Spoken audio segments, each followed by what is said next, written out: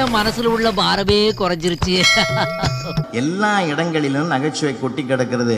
நோயற்ற வாழ்வை நாம் பெற வேண்டும் என்றால் வாய்விட்டு சிரிப்பதை தவிர வேறு இல்லை. ஆண்டவன் சிரிக்கிறத மனுஷனுக்கு மட்டும்தான் சார் கொடுத்துருக்குறான். மனுஷனுக்கு மட்டும்தான் சார் கொடுத்துருக்குறான். நம்ம அதையே மறந்துட்டோமே சார், அதையே மறந்துட்டோமே. ரொம்ப வருத்தமாக இருக்குது. அது நம்ம இயற்கை சொத்து, இயற்கை சொத்து. அண்ணா நகரில் ஒரு நண்பர் வீட்டுக்கு நான் போகிறேன். கேட்டில் நாய்கள் ஜாக்கிரதைன்னு எழுதி வச்சுக்கிறான். நான் தமிழ் படித்த குற்றம் பெரிய இது எனக்கு. நான் எங்கேயுமே எங்களுக்கு குற்றம் தான் தெரியும். முதல்ல என்னடா எட்டி பார்த்தா ஒரு நாய் தான் படுத்துங்குது. என்னடா நான் ஒரு நாய் ஜாக்கிரதானே அவன் எழுதணும். நாய்கள் ஏன்னா அனுமோகன் தமிழ் பேசும்போது நான் தமிழையே உயிராக குடித்தவன், நான் பேச முடியாதா? நாய்கள் ஜாக்கிரதை தப்பாக எழுதிட்டானே சொல்லிட்டு கேட்டில் கை வச்சேன். அவ்வளோதான் என் கதவை திறந்தான். யார் வேணும், யார் நீ, எதுக்கு கேட்டில் கை? ஆஹா, இவன் சரியாகத்தான் எழுதிக்கிறான்.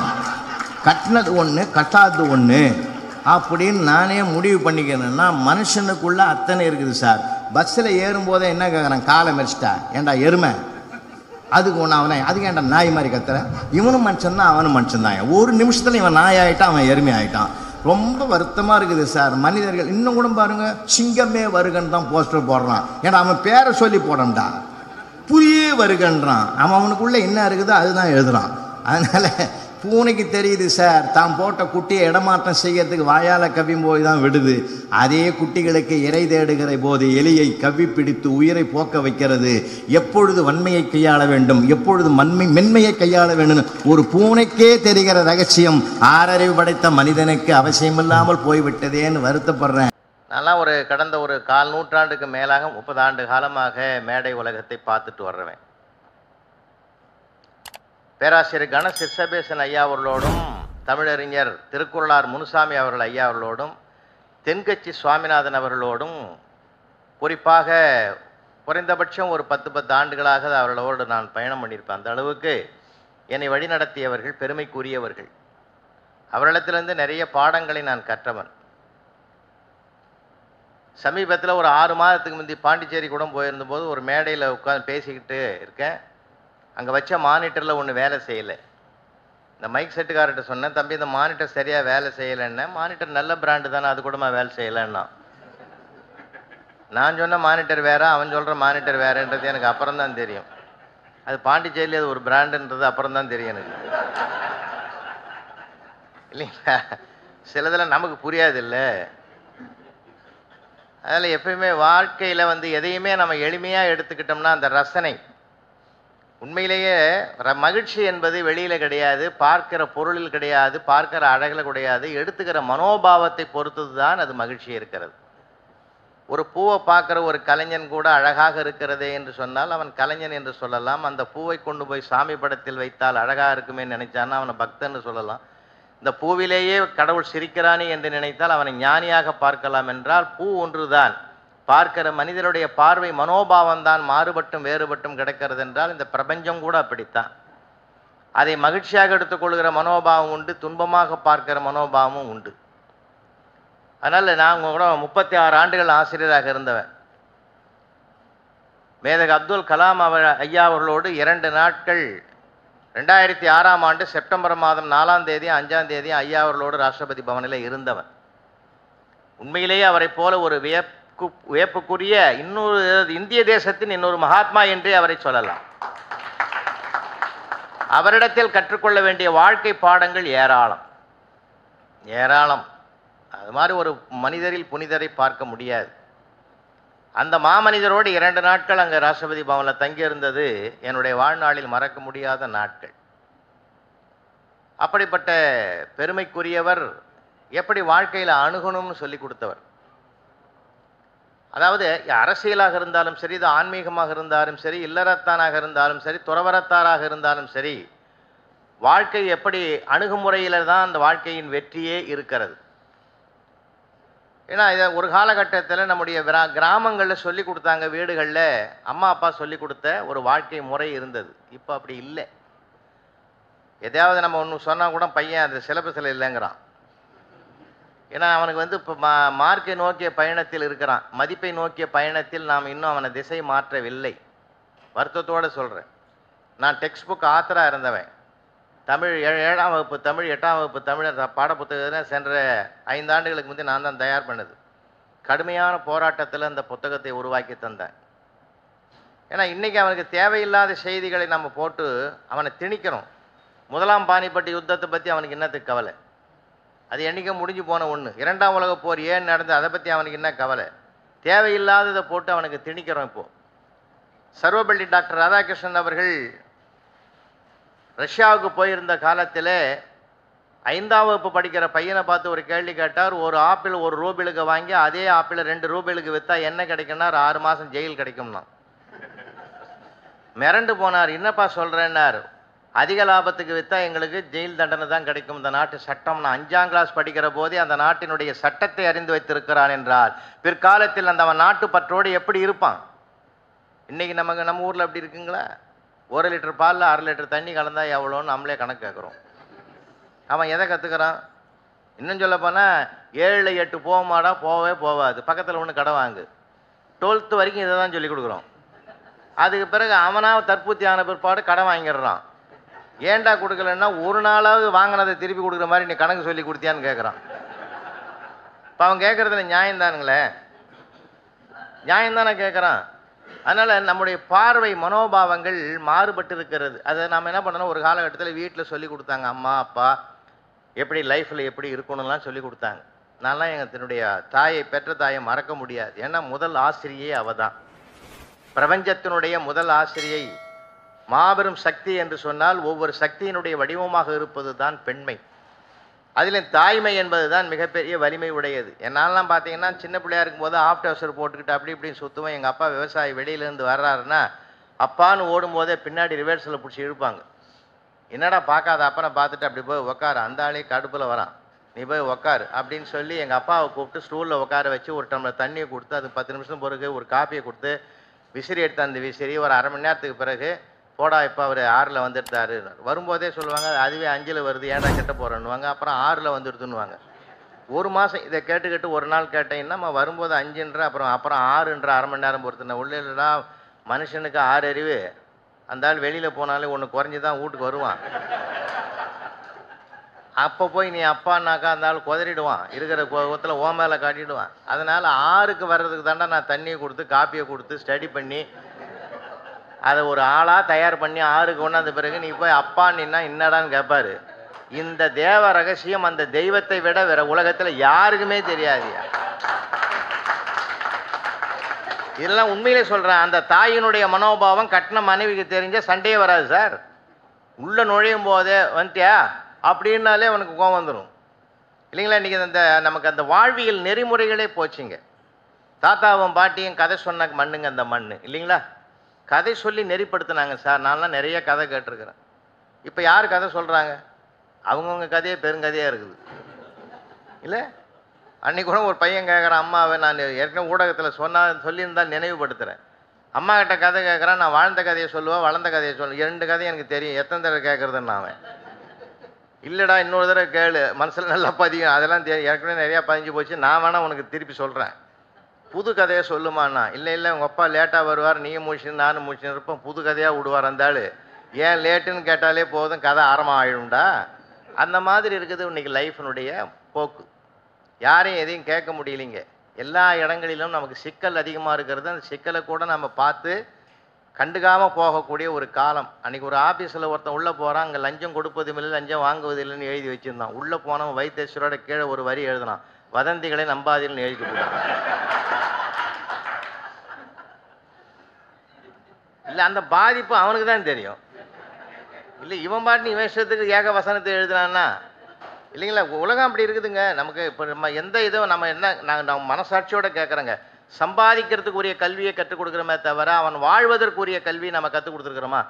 இன்றைய காலகட்டத்தில் இல்லை சார். தயவு செஞ்சு அவன் அம்மாவை நேசிக்கல, அப்பாவை நேசிக்கல, தாத்தாவை நேசிக்கல, அம்மாவை அப்பாவை நேசிக்காத போது அப்புறம் தாத்தா பாட்டி எங்கே நேசிக்க போகிறோம் இல்லைங்களா. யூஸ் அண்ட் த்ரோ காலத்தில் அவன் இருக்கிறான். நம்ம தான் கொஞ்சம் எச்சரிக்கையாக இருக்கணும். இப்போ வாழ்க்கை நெறிமுறைகள் அந்த காலத்தில் நான்லாம் கிராமத்தில் பிறந்து வளர்ந்தோம் சார். எல்லாமே நேச்சுராக இருக்கும், எல்லாமே ரொம்ப இயற்கையாக இருக்கும் சார். ரொம்ப அற்புதமாக இருக்கும் பார்க்குறதுக்கு. மாதிரி ஒரு சினிமா கொட்டாயில் ஒரு படம் வருது, அதை கூட போஸ்டர் ஒட்டி எடுத்து போகிறான் ஒருத்தன், பின்னாடி மேலே தட்டின்னு வரான். கணவனே கண் கண்ட தெய்வம் இன்றோடு கடைசின்னா என்ன அருமையான அறிக்கை பார்த்தீங்களா? வாழ்க்கையின் தத்துவத்தையே சொல்லிட்டான் சார் அவன். நானே கேட்டேன், நாளைக்குடா அது வேற படம் வருதுன்ட்டான். பாடத்தின் மூலம் படத்தின் மூலமா பாடத்தையே வச்சுட்டான் நமக்கு. என்ன அருமையானது சார். உண்மையிலே சொல்றேங்க, பேர் வைக்கிறது கூட சார் ஒரு காலகட்டத்தில் உண்மையில் நடந்தது சொல்றேங்க. புரட்சித் தலைவர் எம்ஜிஆர் அவர்கள் ஒரு படத்தை நடிச்சிட்டாரு. என்ன பேருன்னு கேட்டார் தயாரிப்பாளரை. நல்லதுக்கு காலம் இல்லைன்னு சொன்னார். அவருக்கு அன்னைக்கு பூரா தூக்கம் வரல சார், மனசே சரியில்லை, தூக்கமே வரல. காலையில் வந்து தயாரிப்பாளரை கேட்டார், இப்போ ஒருத்தன் படம் ஃபர்ஸ்ட் ஷோ பார்த்துட்டு வரான்னு வச்சுங்க, செகண்ட் ஷோ படம் பார்க்க ஒருத்தன் போகிறான், என்ன படம் பார்த்தப்பான்னு கேட்பான். நல்லதுக்கு காலம் இல்லைன்னு சொல்லுவான். சொல்லுவானா சொல்ல மாட்டானா? இந்த சென்டிமெண்ட்டாக இதை ஆராய்ச்சி பண்ணி பாருங்கன்னா, இப்போ என்ன செய்யலான்னா நல்லவன் வாழ்வான்னு மாற்றுங்க. என்ன படம் பார்த்த? நல்லவன் வாழ்வான்னா அவனுக்கு ஒரு பாசிட்டிவ் எண்ணம் உருவாவதற்குரிய வாய்ப்பு கிடைக்குதுன்னா தலைப்பை மாற்றுங்கன்னார் புரட்சி தலைவர் எம்ஜிஆர். அப்புறம் மாற்றினாங்க. ஏன்னா வார்த்தைகளே ஒரு வாழ்க்கையின் சரித்திரம் இருக்கிறதுன்னு ஒரு காலகட்டத்தில் அதற்காக தேடி அலைஞ்சு பெரியவங்க நமக்கு நெறிப்படுத்தினாங்க. இப்போ நமக்கு சொல்லிக் கொடுக்கறதுக்கு யார் இருக்காங்க? யாருமே இல்லை சார். நெறிப்படுத்துறதுக்கு யாருமே இல்லை. அதனால தான் பல சிக்கல்கள் வருவதற்கு கூட அது ஒரு பெரிய காரணமாக இருக்குது. எல்லா இடத்துலையுமே அப்படி இருக்கு சார். இலக்கிய செல்வர் குமரி ஆனந்தன் நானெல்லாம் ஒரு கூட்டத்தில் கலந்துக்கிட்டோம் சார். பசுமையான நினைவுகள் அது. பேசுறது எப்படின்றதுக்காக அது தெரிஞ்சாலே போதுங்க. மனிதனுக்கு தானே பேசுறதுக்கு கலையை கொடுத்துருக்காங்க கடவுள். ₹1,00,000 போட்டு நாய் வாங்கினா கூட பேசுமா? அது பேசுறதுக்கு வாய்ப்பே இல்லை. அதுக்காக எவ்வளோ பேர் கொஞ்சம் அன்றைக்கி போனால் அண்ணா நகரில் ஒரு நண்பரை பார்க்கலான்னு போனேன். ஒரு நல்ல மனிதர் மடியில் நாயை உட்கார வச்சுன்னு என் ஜிம்மி, என் பட்டு, என் செல்லம் ஆத்தரன்றார். ஏதோ ஒரு உடம்பு செல்ல பொழுது டானிக்கு ஊற்றுறது. அது வாயே திறக்கலை. அந்த ஆள் டென்ஷன் ஆகி தூக்கி போட்டு உடச்சிட்டான். அப்போ அது இறங்கி போய் எப்படி சாப்பிட்ணுமோ அப்படி சாப்பிட்டு போட்டுது. ஏன்னா நான் என்ன கேட்குறேன், நீ இயற்கையான ஒரு குணத்தை மாற்ற முடியுமா? அது என்ன சொன்னால் கேட்குமா? அது இப்படி தான் செய்யணும்னா அதுக்கு என்ன இயல்பா அது அதுபடி போகணும். முதல்ல அது திறந்து ஊற்றிருந்தான்னா அது பாட்டு நான் சாப்பிட்டு போயிருக்கு. அதுக்கு ஒரு போராட்டத்தை வச்சு இல்லை, தலைகீழ் விகிதங்கள் இயற்கையானது மனிதனுக்கு கொடுத்துருக்கிற கொடை சார். தயவுசெய்து சொல்கிறேன், உண்மையிலே சொல்கிறேன். இயற்கையான கொடை தெரியுமா? நமக்கு மிகப்பெரிய கிடைத்தற்கரிய மிகப்பெரிய கோடி கொடுத்தாலும் கிடைக்காத செல்வம் சிரித்து மகிழ்வது மட்டும்தான் மனிதனுடைய மிகப்பெரிய சொத்து. அதே நம்ம வீட்டில் இப்பெல்லாம் காணாமல் போச்சு. குழந்தைங்க சிரிச்சா கூட அம்மா கத்துது, அங்கே என்ன சிரிப்பு வாழுதுன்னு. வாழறது தான் மனுஷன் சிரிக்கிறதே. அதனால தான் சொன்னேன், பஸ்ஸில் பயணம் பண்ணாலும் சரி, ட்ரெயினில் பயணம் பண்ணாலும், எங்கே போனாலும் சரி, கொஞ்சம் நேரம் ரிலாக்ஸ் ஆகுமே. அங்கே கூட நம்ம எல்லா ஆளுமே சீரியஸாக உட்காந்துங்கிறோம். யாரையும் பேசுகிறதே கிடையாது. அப்படியே முறைச்சி பார்த்துனே வர்றது. நான் ஒருத்தர் ஒன்றும் இல்லை. ஒரு ட்ரெயினில் ஏறி உக்காந்து என்னமோ ஒரு வார்த்தை கேட்டேன், எங்கே போகிறீங்கன்னு கேட்டேன். இவ்வளோதான் கேட்டேன். நான் எங்கே போனால் உனக்கு என்ன இப்படியே உனக்கெல்லாம் பதில் சொல்லணுமா? உனக்கு பதில் சொல்ல வேண்டிய அவசியம் என்ன இருக்குதுன்னு எக்மோர் வரைக்கும் பேச வந்தான் சார்.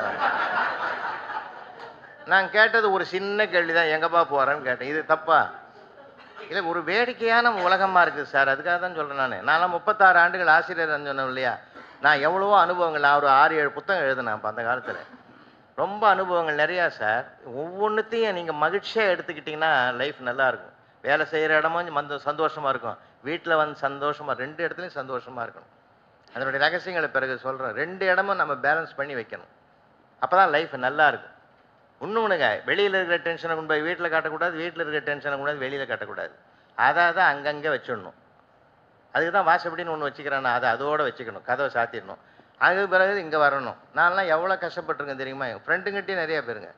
ஒரு ஆள் மேரேஜ் டே சார், அன்றைக்கி கல்யாண நாளைக்கு என்னை கூப்பிட்றான், கெஞ்சுறான், இன்றைக்கி வந்து சாப்பிட்டே தீரணும்னு. அப்போ எங்கள் வீட்டில் எல்லாம் நான் அன்மேரிட். நான் உண்மையாக அன்மேரிடே டோக்கன் எடுத்தேன். சங்கர் கபையில் சாப்பிட்றதுக்கு மத்தியானம் டோக்கன் எடுத்து வந்து எங்கள் வாட்ச்மேன் கிட்ட கொடுத்து சாப்பாடு எடுத்துனோடான்னு ஏற்பாடு பண்ணி அனுப்புகிறேன். என் கையை பிடிச்சிக்கினார். அதெல்லாம் வேணாம்ப்பா, அந்த டோக்கன்லாம் கொடு, நான் ஐயாவை கூட்டின்னு போகிறேன், சாரை கூட்டின்னு போகிறேன் வீட்டுக்கு. என்னப்பா இவ்வளோ தொந்தரவு பண்ணுறேன்? இல்லை, எனக்கு கல்யாண நாள், ஒரு ஏழைக்கு சோறு போகிறத பிரார்த்தனை எனக்கு சார். சத்தியமாக நடந்தது சார்.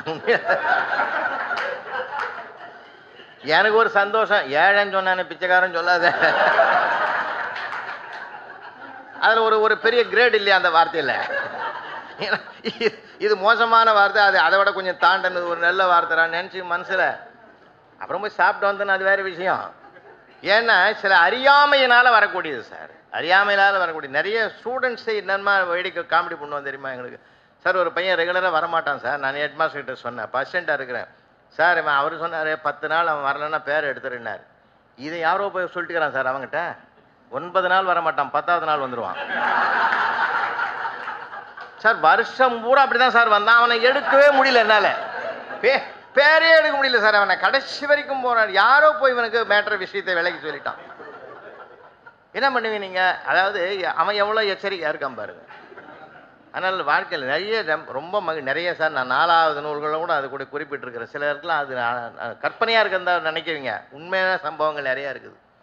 நிறைய விஷயங்கள் அவன் ஆன்சர் எழுதுறதெல்லாம் நான் அனுபவித்து படிச்சிருக்கிறேன். இன்னும் கூட இங்கே தயவு செஞ்சு வாசிக்கிறதுல உணர்ச்சி வசப்படக்கூடாது. ஏன்னா உணர்ச்சி வசப்பட்டால் உண்மை தெரிவதற்கு வாய்ப்பு கிடைக்காது. நம்ம படிக்கிறோமே, இலக்கியங்கள் படிக்கிறோமே, எதுக்காக படிக்கிறோம்? மனசை நிறைவுபடுறதுக்கு மட்டும் இல்லை, வாழ்வியலுடைய உண்மைகளை தெரிந்து கொண்டு வா அவனை என்று சொல்வதற்கு பதிலாக பாண்டியன் என்ன பண்ணிட்டான்? கொன்றுவான்னு அதே நாக்கால பிறழ்ந்து சொன்னான். காரணம் என்ன? உணர்ச்சி வசப்பட்டான்.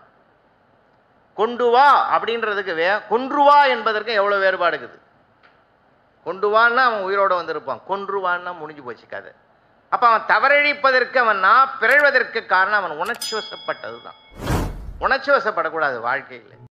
ஏன்னா நான்லாம் நிறைய பிள்ளைகளை சந்தித்தவன். நான் அவனுக்கு தான் வழிகாட்டணும்னு ஆசைப்பட்டவன்.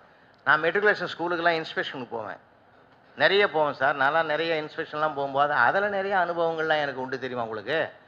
சின்ன கிளாஸ் பசங்களுக்கு தான் போவேன். 2nd standard, 1st standard, 3rd ஸ்டாண்டர்டுக்கு தான் போவேன் நான். ஏன்னா மேதக அப்துல் கலாம் கிட்ட கற்ற பாடம் அது. ஒரு பள்ளிக்கூடத்தில் மெட்ரிகுலேஷன் ஸ்கூலில் அவர் பேசினார். பேசி முடிச்சுட்டு பிள்ளைகளை உட்கார வச்சுக்கிட்டு, எனி டவுட், ஏதாவது டவுட் இருந்தால் கேளுங்கடா என் செல்லோன்னாரு. 1st ஸ்டாண்டர்ட் பையன் வந்து கேட்டான் ஒரு டவுட்டு, நீ சலூனுக்கு போய் முடி வெட்டிக்க மாட்டியான்னு கேட்டான். இது சார் விளையாட்டு இல்லை, வேடிக்கையில் நடந்தது. கரஸ்பாண்டன்ட் கண்ணீர் விட்டு அழுகுறாரு. பள்ளிக்கூடத்தை மூட்டானடா, பள்ளிக்கூடத்தை மூடிட்டானேன்னு அவர் முடிவு பண்ணார். ஆனால் அப்துல் கலாம் அப்படியே தூக்கி மடியில் உட்கார வச்சு ஃபென்டாஸ்டிக் அப்படி ரசிக்கிறாரு. கேள்வியாடா, அழகான கேள்வி, அழகான கேள்வி. உன்முடியெல்லாம் பார்க்கிறேன், பச்சை பசேல் என்று இருக்கிற நெற்பயிர் நிமிர்ந்து நிற்பது போல் இருக்கிறது. என் முடியை பார்க்கிறேன், விளைஞ்ச விளைச்சல் வரப்பில் சாய்ந்து கிடப்பது போல் கிடக்கிறது. மனிதன் வளர்கிற போது உன் முடியைப் போல் நிமிர்ந்து இருக்க வேண்டும், வளர்ந்த பிறகு என் முடியைப் போல் பணிந்திருக்க வேண்டும்னு அந்த பையனுக்கு பயிற்சி. எந்த சூழ்நிலையிலும் நாம இருந்தால் எதையுமே சமாளிக்க முடியும், எதையும் சந்திக்க முடியும். நமக்குள் இன்னொரு பயணம் பண்ணக்கூடாது, நமக்குள் நாம் தான் பயணம் பண்ணணும். நாம் எதுவாக மாற வேண்டும் என்று சதா நினைக்கிறோமோ நாம் அதுவாகவே மாறுவோம் என்பதுதான் கீதையினுடைய சாரம். அதனால் அந்த பிள்ளைகளுக்கு இதெல்லாம் தெரியாது. நான்லாம் சொல்கிறது, ஒரு எம்பி நிற்கிறானா, ஒரு அரசியல்வாதி நிற்கிறானா, ஒரு எம்எல்ஏ நிற்கிறானா, அவனுக்கு ஒரு எக்ஸாம் வைங்க. வாழ்க்கையில் ஒரே ஒரு தேர்வு, அது 18 அத்தியாயம் பகவத்கீதையில் 3வது அத்தியாயத்தை டெஸ்ட் வை.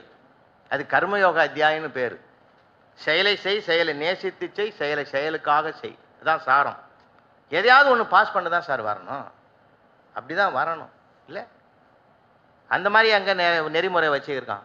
அன்றைக்கி கூட ஒரு 6ஆம் கிளாஸ் பையனை அப்பா வந்து கேட்குறான், வாத்தியார் எப்படி இந்த பையன் இந்த எதிர்காலத்தில் என்ன ஆகும்? கவலையப்படாத, அரசியலில் தலைவராக பிரகாசமாக வருவான். 6வது படிக்கும்போது எப்படியா கண்டுபிடிச்சேன்னா, எந்த கேள்வி கேட்டாலும் நெஞ்சு வலிக்குதுன்னு பெஞ்சில் படுத்துக்கிறான். அதனால் அவன் அரசியலுக்கு தகுதியான ஆள். இன்னொரு ஆசிரியர் சொன்னார், என் பையன் இனிமே வருவான், அவனும் அரசியலில் பிரகாசமாக வருவான். அது எப்படி கண்டுபிடிச்சேன்னா, ஒன்றும் இல்லை, டேபிள் மேலே ஸ்டெத்தோஸ்கோப்பை வச்சேன், ஒரு பேனா வச்சேன், ஒரு புத்தகம் வச்சேன், ஒரு ஸ்பேனர் வச்சேன். ஸ்பேனர் எடுத்தான்னா அவன் வந்து ஒரு தொழிலாளியாக வருவான், ஒரு மெக்கானிக்காக வருவான், இது இன்ஜினியராக வருவான். ஸ்டெத்தோஸ்கோப் எடுத்தானா அவன் டாக்டராக வருவான்.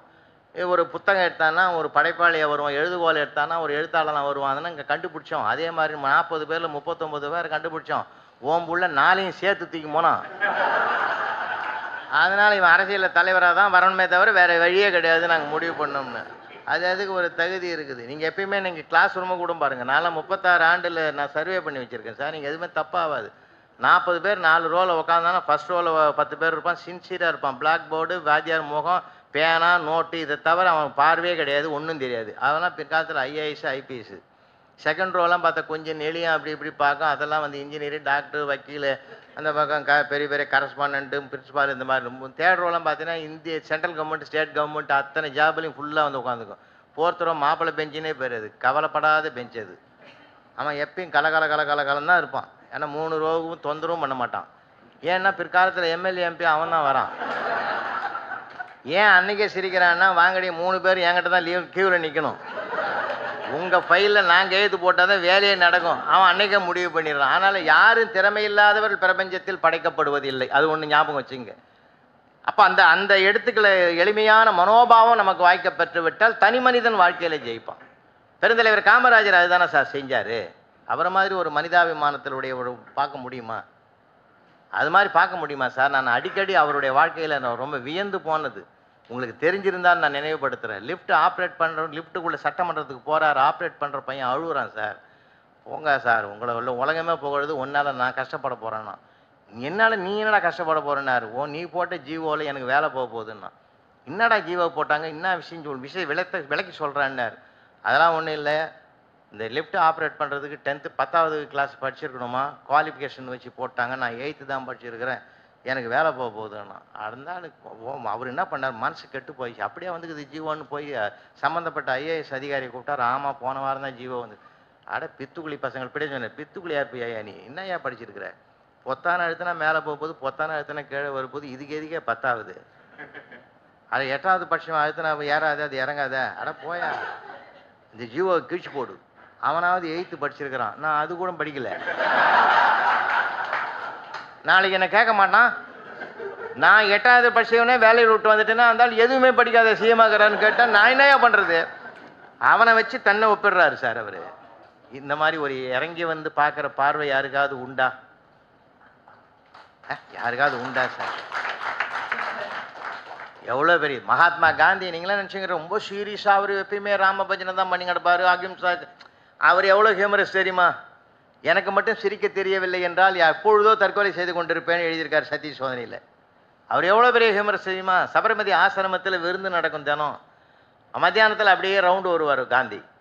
அவர் அங்கே ரூல்ஸ் என்ன தெரியுமா? இலையில எது வச்சாலும் இலையை தவிர சாப்பிடணும், வேறு அங்கே வைக்கவே கூடாது. அவ்வளோ பயப்படுவான் அவன் சாப்பிட்றவன் பூரா. அன்றைக்கி ஒரு வெள்ளைக்காரன் வந்து உட்காந்துட்டான், ஆங்கிலேயன் வந்து உட்காந்துட்டான். இந்த சர்வ் பண்ணுறவன் போய் மகாத்மா காந்தியை கெஞ்சுறான், சுவாமி என்ன தெரியுமா ரூல்ஸ்? அது வேப்பலை அரைச்சி, வேப்பலையை பியூர் வேப்பலையை அரைச்சி, அது உப்பு கிடையாது, காரம் கிடையாது, தாளிப்பு கிடையாது, எதுவுமே கிடையாது, அப்படியே ஒரு உருண்டை வைக்கணும். அதையும் எல்லாம் சாப்பிட்டாலும் கம்பல்சரி சாப்பிட்டாகணும். அந்த மாதிரி கசப்பு உள்ளே போனால் எதிர்ப்பு சக்தி வரும்னு அவர் அன்றைக்கே கண்டுபிடிச்சி வச்சு தான் அதை வச்சார், டெய்லி ஆகாரத்தில் வச்சார். நம்மால் என்ன பண்ணால், அந்த ஆங்கிலேயன் வைக்கும்போது சொன்னான் அந்த சர்வர், அவனுக்கு பிடிக்குமோ பிடிக்காத சாமி, அவனை மட்டும் விட்டுருவோமேன்னாரு. ரூல்ஸ் படி நடப்போ அப்படின்ட்டார். அவனுக்கும் ஒரு உண்டை வச்சார் க்ரீன் கலரில். அவன் என்ன பண்ணால், கூட்டு காய்கறி பொரியல் அப்பளம்லாம் சாப்பிட்டுட்டு இதையும் தொட்டான் பாரு, இது டோட்டலாக கசக்கு, எல்லாத்தையும் கசப்பாக்குது. அவன் டெக்னிக்காக சிந்திப்பான்ல, சரி இதை முதல்ல சாப்பிட்ருவோம், அதுக்கு பிறகு ஒன்று ஒன்றா சாப்பிட்டா இதனுடைய உண்மையான டேஸ்ட்டு நமக்கு கிடைக்கும்னு சொல்லி ஒரு உருண்டையை தூக்கி அப்படியே உள்ளே போட்டு முழுங்கிட்டான். காந்தி 2வது ரவுண்டில் பார்த்துட்டார், சர்வ் பண்ணுறவனை கூப்பிட்டார். பிடிக்காதுன்னு அந்த ஆளுக்கு பிடிக்காதுன்னு சொன்னேன். அவன் கொஞ்சம் கொஞ்சமாக சாப்பிட்றான், இருந்தாலும் முழுசுன்னு சாப்பிட்டான் பாரு, இன்னும் கொஞ்சம் வையினார். இப்போ இந்த ஆளால் அவனுக்கு 2வது தண்டனை இல்லை. நம்ம அதே படிக்கும்போது தான் சார் தெரியுது, அதனுடைய ரசனை தெரியுது. அவருக்கு எவ்வளோ ரசனை இருக்குது பாருங்க, எவ்வளோ ரசனைங்க அது. இந்த எங்கள் வாழ்க்கையில் ரசனை. எத்தனை கோடி இன்பம் வைத்தாயுங்கள் இறைவா இறைவா. ரசனை என்பது ஒவ்வொரு மனிதனுக்குள்ளே இருக்குது. நாம் எதையுமே பார்க்குறது, சினிமா கூட கடமையான்னு பார்க்குறோம், எப்போ முடியும் போய் போய் கேட்பான். அது பாவம் எல்லாத்தையும் மறந்து உட்காந்து பார்க்கும். இன்னும் தோண டேய் பையனை கூப்பிட்டு 10 நாள் எழுப்பிட்டு இங்கே உட்காந்து உட்காரு, எப்போ பார்த்தாலும் எப்போ முடியும்.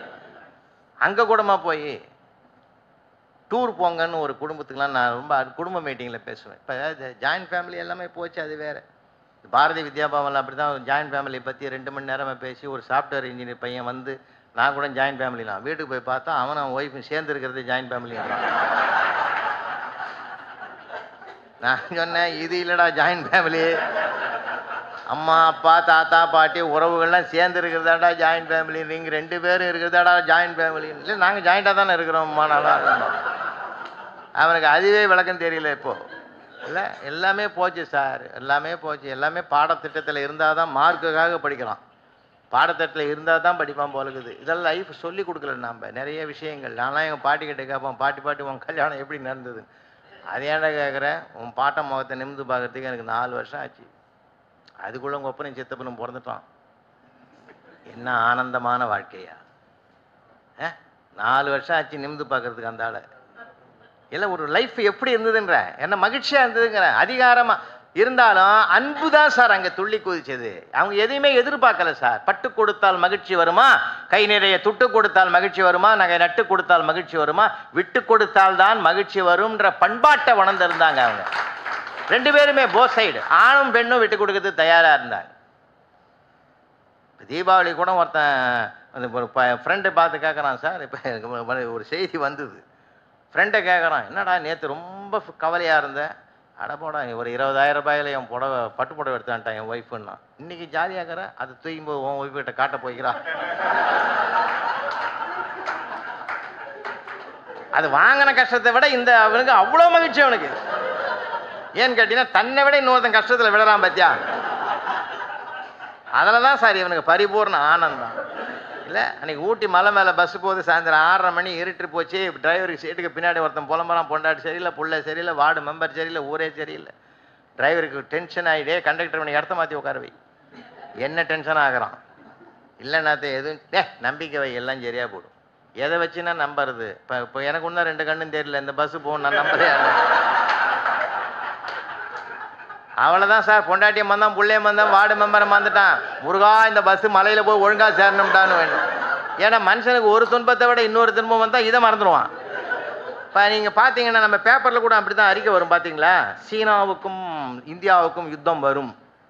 உடனே மக்கள்லாம் பார்ப்போம், என்ன யுத்தம் வருன்றாங்களே, வருமா? நான் கேட்குறாங்க, சீனாவுக்கும் இந்தியாவுக்கும் யுத்தம் ஒரு காலத்துலேயும் வராது, எழுதி வச்சுங்க. வரவே வராது. ஏன்? அவன் நாட்டில் உற்பத்தி ஆகிற அத்தனை பொருளையும் நாம் தான் வாங்குகிறோம். நான் சொல்கிறது சின்ன விஷயந்தான். அதனால தான் என் பையனே சொன்னான், காதல் கூட சீனாவில் தான் தோண்டி இருக்கும்னு. எப்படா என்ன, வாரண்டியும் கேரண்டியும் கிடையாது.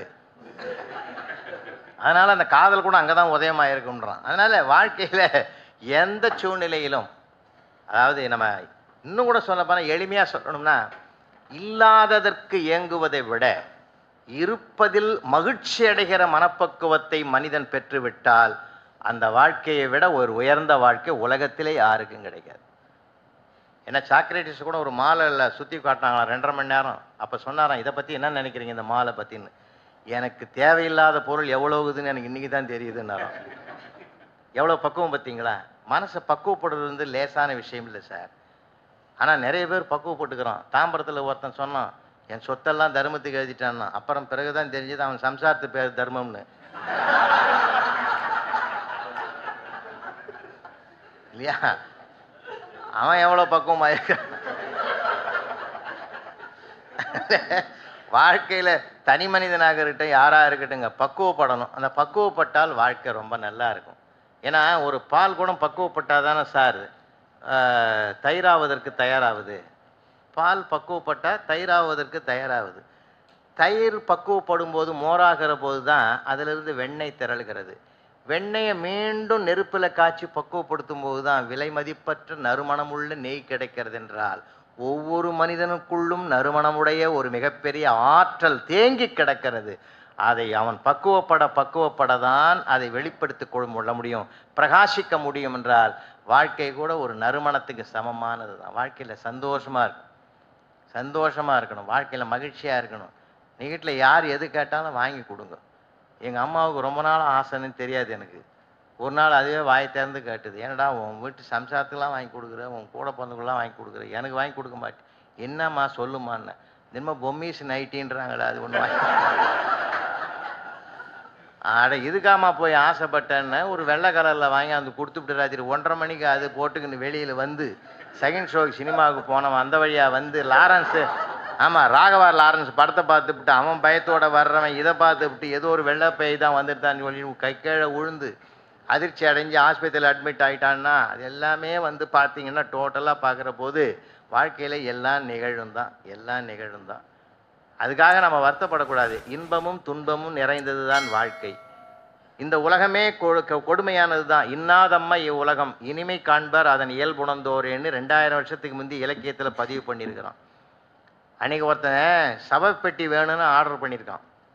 சவப்பெட்டி வேணும்னு ஆர்டர் பண்ணியிருக்கிறான். ராத்திரி 1:30 மணிக்கு வேனில் தூக்கி போயிருக்கான். குட்டி யானையில் கொண்டு போய் சவப்பெட்டி தூக்கி போயிருக்கான். அது பிரேக் டவுன் ஆகி போச்சு. ஓரமாக நிறுத்திட்டு ஐயோ அர்ஜென்ட்டாக கேட்டானா, என்ன நினைக்கிறானோ ஏது நினைக்கிறானோன்னு அந்த பெட்டியை தூக்கி தலை மேலே வச்சுக்கின்னு போயிருக்கிறான். எதிரில் வந்த மப்டியில் வந்த போலீஸ்காரன் இவனை மடக்கனா ஏதாவது 100-200 தேரும்னு சொல்லி மிரட்டினான். எங்கடா போகிறேன்னு. புதைச்ச இடத்துல புழுக்கம் தாங்க முடியல, பொட்டியோட வெளியே போகிறான்னு. போலீஸ்காரன் விழுந்து 1 வாரம் ஆச்சு, அவன் எந்திரிக்கிறான் இல்லையா? அது அவன் எவ்வளோ தெளிவாகிறான் பாருங்க.